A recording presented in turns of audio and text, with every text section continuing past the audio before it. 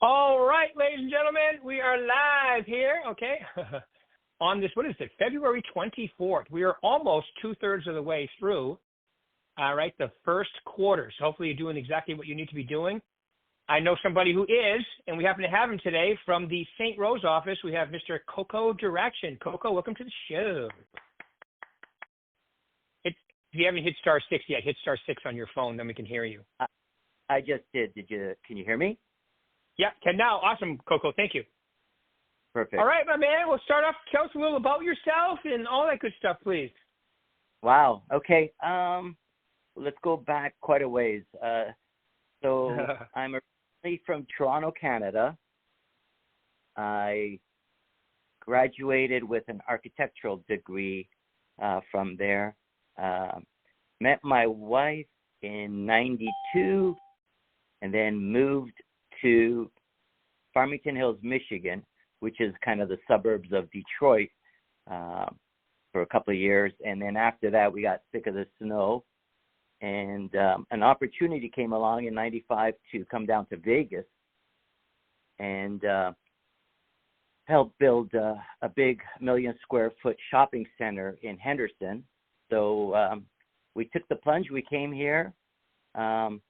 I was the project manager over there till we finished it. And then after we completed it, the company asked if I would become the operations manager for the facility. And I accepted, and I was there for, 24 years. Wow. I was there for 24 years. So I retired out of that in 2018. Stayed home for a couple of months, just about drove myself crazy and my wife crazy. So I figured, hey, let me go to the other end. I've done development, I've done building, I've done all that stuff. I haven't done the selling part, so I went and obtained my real estate license late 2018. So I really started in 2019 is really my first kind of year. Your first full-time year. Yeah, and you were Rookie of the Year that year. I was Rookie of the Year, yeah. I remember you asking me how to pronounce my last name. That's right. Yeah. So I asked you how to pronounce it on one of our coaching calls, and I didn't tell you, obviously, that you were Rookie of the Year. I just wanted to make sure, because I was going to announce your name, and I wanted to make sure I said it right. And you did a good job, too. Thank you very much, my man. Thank you very much. So, so this year will almost be 7 years that I've been on the real estate side of selling homes and helping people get into their forever places, basically. Great. And so tell us a little about that. I mean, that's my past in real estate is pretty much is a lot the same. But I started selling, got into building, developing, land development, and then went back into selling, and I've been in coaching. Then I got into coaching, and I've been doing that for a long time. But what was like some of the big ahas that happened to you when you went from more of the production side into the sales side? What were some of the things that really jumped out at you? So the production side is, you've got a project. You've already got the land, you're building it and all that. On the other side, on the selling side, you've got to run out and get the business. It's not coming to you. So you've got to basically, so that's where the differentiation came into place, where you're really a salesperson selling dreams. And that's the side. It was different in the sense that now I'm communicating with somebody that wants to fulfill their lifetime dream, whereas on the other side is somebody's got a business that they're going to be building it again, or creating wealth for themselves, or they've already got a bunch of businesses in place. And so, yeah, it's a little different in the sense that now I'm not trying to convince somebody to buy a place, but I'm trying to help them. Whereas the other one side is basically they've already done all that stuff. Now they're just building wealth with, more shopping centers, more homes, whatever. Mm-hmm. I gotcha. Okay. Yeah, and then not only dealing with them on that end of it, you also have to create it, like hunt them down, find them, right? Fill your own pipeline. Oh yeah, it's a totally different game. It's not like having a store and somebody walking in the door and that's business. No, you've actually got to exit your door and go get the business. Basically, you just can't sit there expecting that everyone's going to come rushing to you just because you got your real estate license. It doesn't. I found out very quickly it doesn't work that way. And especially, you think even though you have a great network around you, people, friends, all that. Well, they're not buying a house every month, or they're not buying something every year. So it's a total different type of endeavor that you've got to take on upon yourself to be proactive. Mm-hmm. Yeah, so true, right? It's the old saying, you eat what you kill. Where in every other job, people come like you built a mall. People go to the mall. In real estate, you take the mall to them. You got to go see them and bring them around, and it's a whole different gig. And I think a lot of people don't really get that when they first start. No, to be honest with you, I really didn't even get that until I was into it for a couple of months, and I'm going, oh wait, what am I doing? Just sitting around? So that's when I kind of changed gears and looked at it differently, in the sense that this is a business. This is not sit around, have coffee, have lunch. Tell them about that too. Tell them what you did, like your proactive actions, and I know they've changed slightly. So give them the progression of that. Your first couple of years, what you did and so forth. Yeah. So the first, as soon as I got my license, it's like, wow, you're so excited. You're gung ho. A couple of months go by, nothing's happening, whatever. So, but I was so regimented that I would come into the office every single day, no matter. I still do to today. I'm actually sitting in my office right now on this podcast. Mm-hmm. I would come in every day. Made it a habit to sit in the bullpen, look, watch, listen to what's going on with agents that have been there for 10, 15, 20 years, and see what they did. So I would say the first 6 months to a year, I did everything. Mm-hmm. I door knocked, I did open houses, I made some calls, I sent marketing brochures. So I tried every gambit of what our business is supposed to be like, basically. I did that for the first two to 3 years. And then like I said, I think we've been on a coaching call, me and you, for what, 5 years now? Yeah. Almost at least 5 years. Most of the time you've been in the business, yeah. Yeah. So I in the last 3 to 3 years, I've changed my approach in the sense that I know development. I know how to go to the city, purchase land, divide land, and that. So I was able to connect with a couple of builders and basically say, hey, listen, I can find land for you. You guys are builders. Why don't we go in together and we purchase the acreage. We start subdividing. I can build the house. I can sell them for you. And I think we kind of talked about this. I kind of started manufacturing my own commission, my own business, basically, by doing that. Yeah. But that's a passion of mine. That's something that I know I've done. So, I mean, it's not for everybody because it is a long process. I mean, you've done it yourself, Rick. You've bought land, you've subdivided, you built. It's a 2 to 2.5 to 3 year process. Oh yeah. Yeah, it's crazy. I used to prospect. I used to go through the town maps before they were on.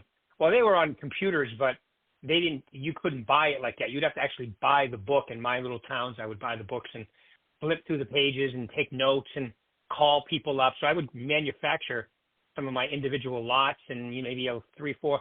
I did that for a long time, and it worked out really well because we had a lot of medium to small builders. We didn't really have any big builders in the Northeast for a while, so I was able to do that, and it worked out really well. It was a good little niche to have, right? But, like you said, people think, oh, well, I'm going to get this, and, it takes time, it takes money, and right? But it's definitely worth it because, especially here now, right? Any inventory you get, if you price it right, it's going to be sold, right? Absolutely. I mean, at the end of the day, if it's priced correctly, it will sell. It's when it's overpriced, it's just going to sit there and collect, spider webs or whatever you want to call it, sort of thing. So, but yeah, I mean, so that's what I did. I looked at everything and I said to myself, well, I did the door knocking, I did the calling, I did the social media, I did the open houses, and everything worked. There's nothing, everything works. It's just, you have to say, okay, what is my passion?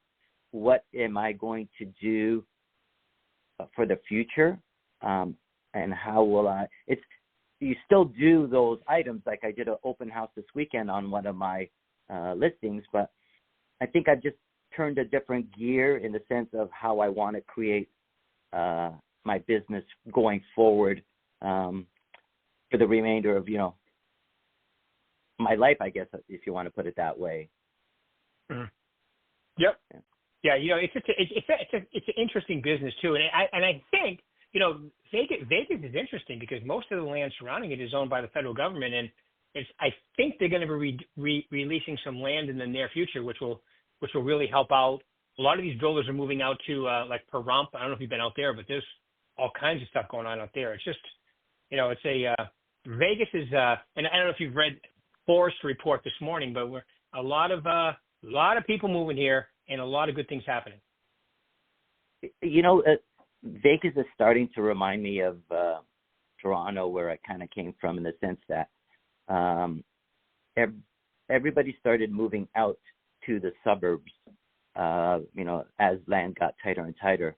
And then they lived in the suburbs for a while, and then next thing you know, their job is in downtown Toronto or whatever. So now they have a 1-hour commute. I feel that's the same thing that's going to happen to Vegas. As we get bigger and bigger, the main core of business, whether it be attorneys, hospitals, whatever, are back in the city. So they're going to have to, I think in the next 5 to 10 years, is a lot of the older homes are going to be purchased, either torn down or totally renovated, because, like you said, land is getting sparse. So that's the way it usually works. Everybody comes back in and tears that down. Yeah. Yeah, it's interesting too. And so we'll have new, we'll have existing, and when the interest rates right now, the new construction has the advantage because they bought blocks of money and they'll pay huge numbers to reduce the interest rates so people will buy their home. So they have a slight advantage. And like you said, Koko, the great thing about being in real estate is, the whole market is your inventory. As a smart salesperson, that's why it's really important to know the whole market, like it sounds like you do, right? Yeah, I mean, I keep up on everything in the morning. I usually, when I come into the office in the morning, I go on the MLS and I pull everything up and I see what's sold, what hasn't sold, especially around my listing. I usually see what's happened in the day or so. So it's very important to keep up as to what's happening in your industry, because you get the same question every single time. Oh, how's the market? How's the market? Well, that's the number one question everybody asks you, and you need to know it, basically. Homes are sitting longer now. I think we're turning into a little bit of a buyer's advantage right now.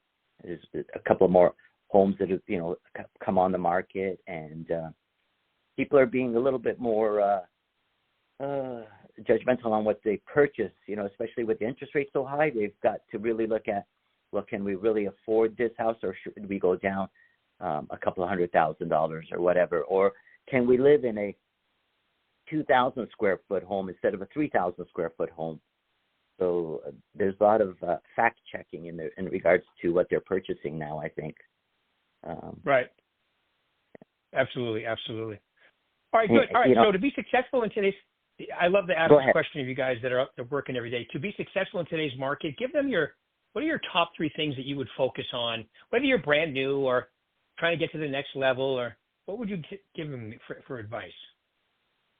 If I was to start over again, or what I'm doing? Either one, whatever you think. As far as the top 3 reasons, just to be successful in the business, I guess would be the way to put it. Okay, so to be successful, you've got to treat it as a business. I mean, okay, it's not. it's the number one thing that I think a lot of people are misinformed about.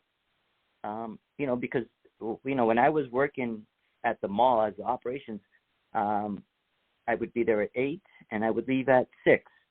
In the real estate industry, there's nobody holding you down to that, and sometimes you stray away from that process. It's like, oh, I'll take the day off, or I'll go do this, or I'll do that. 1, 2, 3 days turns into weeks, and next thing you know, there's no business. Right. You truly, truly have to treat it as a business. Whether you like it or not, you go in, you do what you got to do, you make phone calls, whatever. There's always something to do. You can't just say, I'll take the day off and I won't do that. I think that's the number one failure for people is, I looked at it this way. If I was working somewhere, what would I do? I would actually have to clock in and clock out. So the way I look at it now is I show up and then I leave after, sort of thing. But that's the biggest downfall, I think, in this industry. And that's one thing I would tell everybody is make sure that you treat this as your own personal business, because if you don't, then you're truly going to fail. Right. Absolutely. And that's such a great point, too. And in order to do that, you have to do things that cause you to get paid, take proactive actions, and so forth. Awesome. So that's number one. Okay, what would number 2 on your list be? Try everything. See what you're passionate about. Not everybody likes door knocking. Not everybody likes making phone calls, but you've got to do it. And then once you find your sweet spot, if you want to call it, whatever you love to do and you're passionate about, do that. Put that at the forefront and make that your number one prospecting thing. I love door knocking because they're face to face with you. They're not on the other side of the phone, or they're not on the other side of the computer.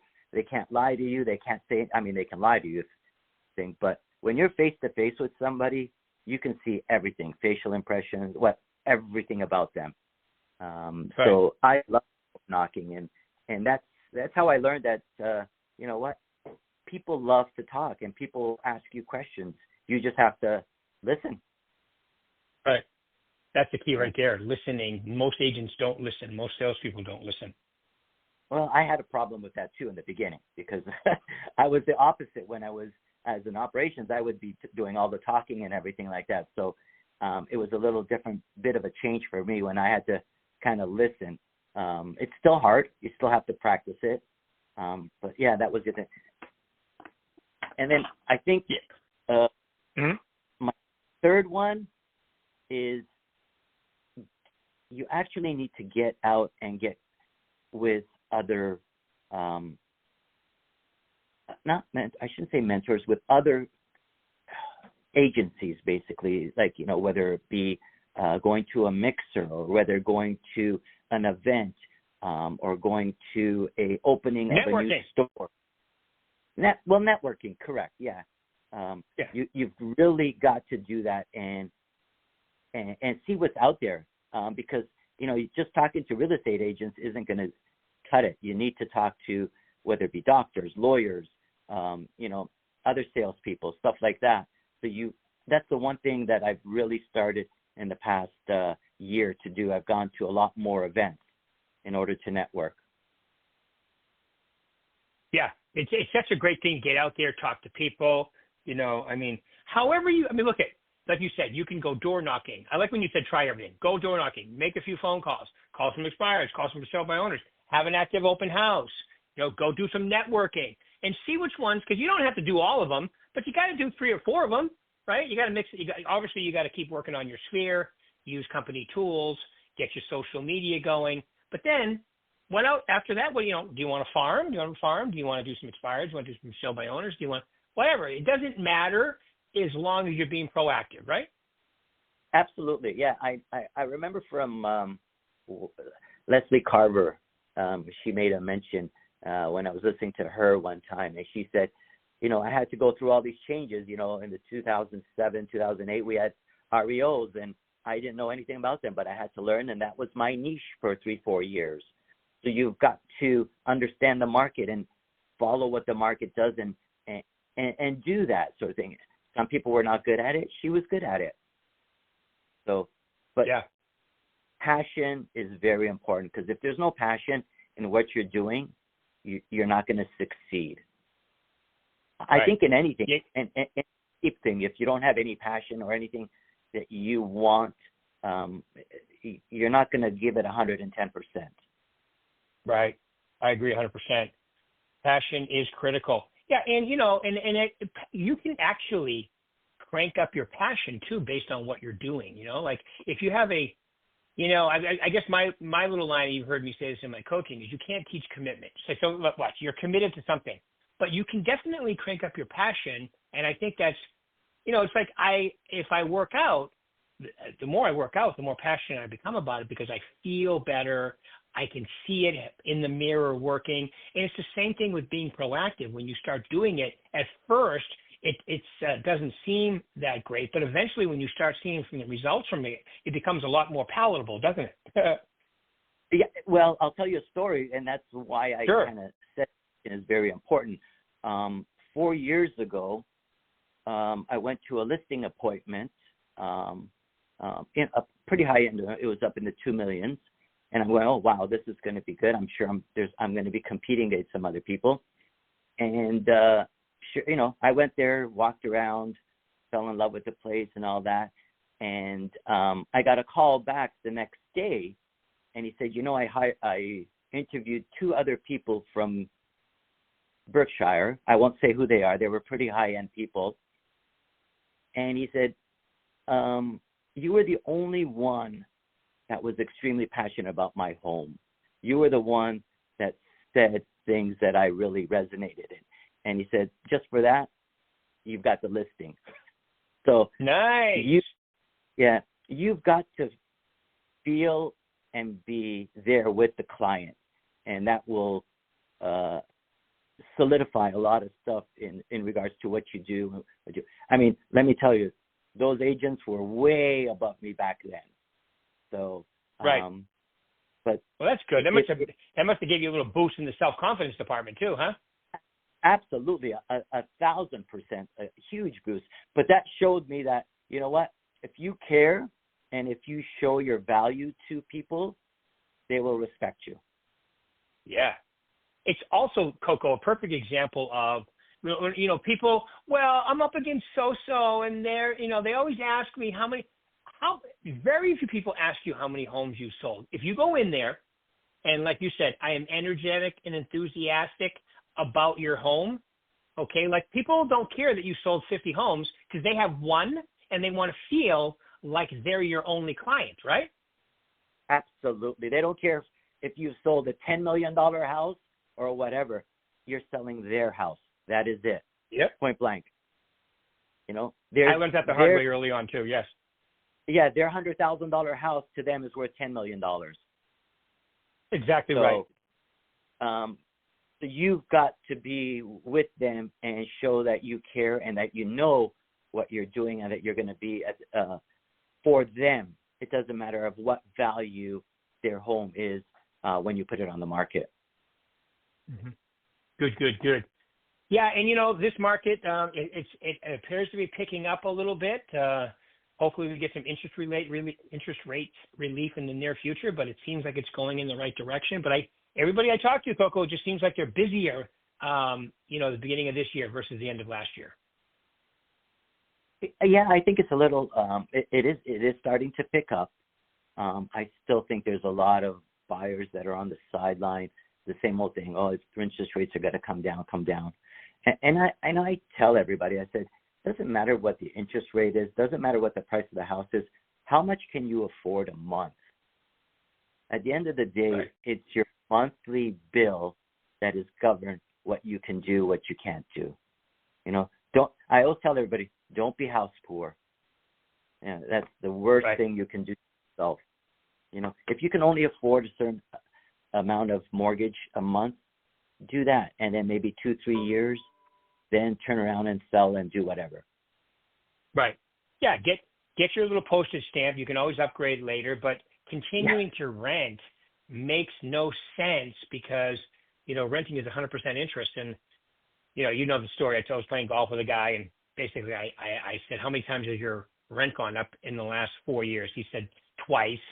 And I said, so, that's going to keep going up. But, and I went through the tax advantages and the principal reduction and all the goodies that appreciation that you get from owning. It makes no sense to rent if you can buy, right? Absolutely, 100%. Going back on that, and I know you. So I love doing rentals, Mm-hmm. and you've always said that you do rentals. I go, yeah, I do rentals. So the reason I do rentals is twofold. Mm-hmm. Number one is I get to learn the areas of town that I would never have seen before because I'm taking a client to do that. Number two, you have the opportunity to turn that renter into a purchaser. Mm-hmm. And I have done that. I agree. Tell them how you do that. Yeah, basically, I did that with a client, and he said, yeah. I go, well, why are you paying $2,500 a month when you can go ahead and purchase something and pay the same amount, and it's your own personal place? Oh, I can? I go, well, yeah, you can. So I will hook them up with one of our lenders, and they have no idea what they can do. They're in that rental mentality that, oh, I can't own a house. And I've done, I don't know, maybe 3, 4 at least, where I've turned a renter into a purchaser. Good for you. That's awesome. That's awesome, my man. Well, awesome. I just want to say thank you for taking your time out today, Koko. Any final words you want to leave these lovely people? Well, the biggest thing is keep going. Don't ever stop. Never, ever give up. That's the one thing, go to the finish line, sort of thing. Don't stop halfway because it takes time. And at the end of the day, everything will work out. It sure does. It takes time. Everything will work out as long as you keep moving and as long as you don't quit. You're a success. Because this business, like you proved that if you stay proactive, if you stay positive, if you stay in the game, okay, your business is going to get bigger and bigger and better every single year. Awesome, Koko. Thank you very much for taking your time out today. I really appreciate it. No worries. Thank you, everybody, for listening in. All right, buddy. Thank you. We'll do it again next week, everybody. Thank you, Koko. Talk soon. Bye-bye. Bye-bye now.